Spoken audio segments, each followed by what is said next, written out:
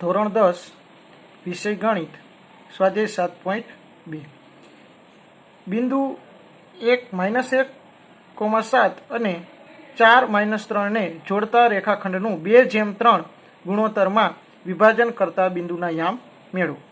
તો અહીં ધારો કે વિભાજન કરતા બિંદુના યામ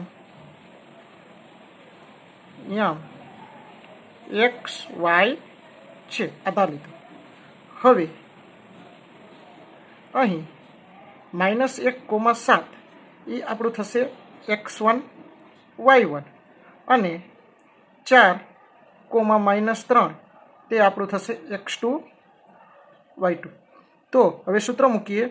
વિભાજન કરતા બિંદુના યામ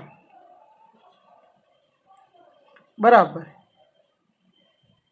m1 x2 plus m2 x1 ના છેદમાં m1 plus m2 comma m1 y2 plus m2 y1 ના છેદમાં m1 પ્લસ m2.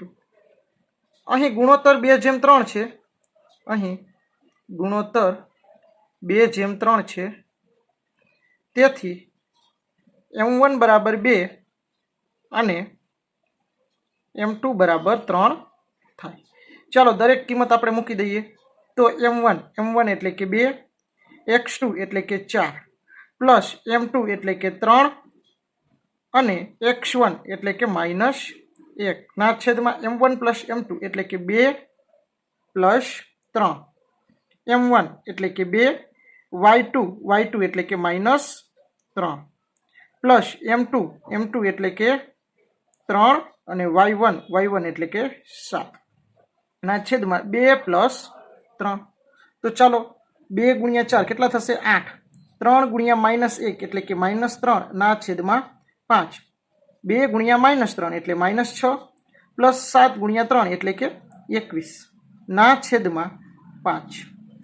તો આ થશે 8 - 3 એટલે કે 5 ના છેદમાં 5 અને -6 પ્લસ 21 એટલે કે 15 ના છેદમાં 5 એટલે કે 5 ના છેદમાં 5 એટલે 1 અને 15 ના છેદમાં 5 એટલે કે કેટલા થશે? 3. તો આમ વિભાજન કરતા બિંદુના યામ